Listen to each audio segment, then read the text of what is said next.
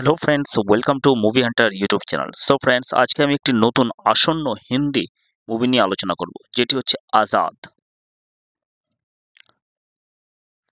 এই চলচ্চিত্রটি 17ই জানুয়ারি 2025-এ মুক্তি পেতে চলেছে। চলচ্চিত্রটি পরিচালনা করেছেন অভিষেক কাপুর এবং এতে অভিনয় করেছেন অজয় দেবগন, আমান দেবগন এবং রাশা থাতানি। চলচ্চিত্রটি গল্প প্রাক স্বাধীনতা ভারতের পটভূমিতে গড়ে উঠেছে, যেখানে একটি পরিবারের তাদের প্রিয় ঘোড়ার সম্পর্কে বা ঘোড়াকে নিয়ে কাহিনী তুলে ধরা হয়েছে। এতে প্রেম, আনুগত্য এবং সাহসিকতার মতো বিষয়গুলো গুরুত্ব পেয়েছে। সিনেমাটি প্রধানত শুধুমাত্র একটি ঘোড়াকে নিয়ে রচিত তা নয়, ঘোড়াকে সামনে রেখে ভারত এবং তার স্বাধীনতার কিছু দিকও তুলে ধরা হয়েছে। সিনেমায় দেখানো হয়েছে কিভাবে একটি পরিবারের ঐতিহ্য, ভালোবাসা এবং আনুগত্য তাদের এই ঘোড়াটির সঙ্গে সংযুক্ত রাখে। তবে সময়ের প্রেক্ষিতে পরিবারটি নানা সংকটে পড়ে। একদিকে স্বাধীনতা সংগ্রামের উত্তাল দিন, অন্যদিকে তাদের প্রিয় ঘোড়াকে রক্ষা করার জন্য সংগ্রাম। এই দুই দিকেই তারা নিজেদের সাহসিকতা দেখায়। গল্পে প্রেম, আত্মত্যাগ এবং সাহসিকতার মতো মানবিক গুণাবলী ফুটিয়ে তোলা হয়েছে।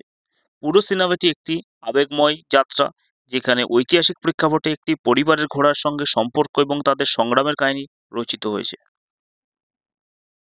সিনেমাটিতে দেখানো হয়েছে পরিবারটি যখন তাদের প্রিয় ঘোড়াকে রক্ষা করার জন্য শেষবারের মতো লড়াই করে, তখন স্বাধীনতা সংগ্রামের উত্তাল পরিস্থিতি তাদের জীবনের সঙ্গে গভীরভাবে জড়িয়ে পড়ে। একদিকে শত্রুরা ঘোড়াটিকে ছিনিয়ে নেওয়ার চেষ্টা করে, অন্যদিকে পরিবারের সদস্যরা নিজেদের জীবন বাজি রেখে তাকে রক্ষা করার চেষ্টা করে। শেষ মুহূর্তে পরিবারটি ঐক্যবদ্ধ হয়ে শত্রুদের বিরুদ্ধে দাঁড়ায়। তাদের সাহসিকতা এবং ভালোবাসা এমন এক শক্তি হয়ে ওঠে যা কেবল ঘোড়াটিকে রক্ষা করে না, বরং তাদের আত্মসম্মান এবং বিশ্বাসকেও প্রতিষ্ঠা করে।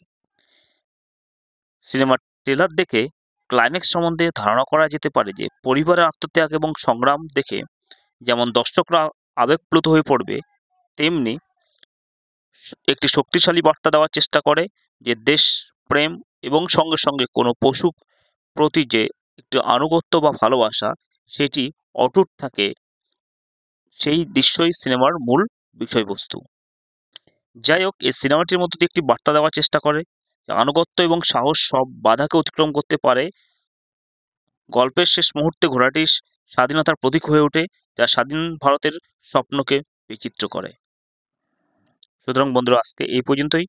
ভিডিওটি ভালো লাগলে লাইক, শেয়ার এবং সাবস্ক্রাইব করতে ভুলবে না, এবং আমি যাতে তোমাদের জন্য আরও নতুন নতুন মুভি আলোচনা এবং মুভি নিয়ে আসতে পারি, সেই দিকে আমাকে ইন্সপিরেশন তোমরাই যোগাতে পারবে। ধন্যবাদ।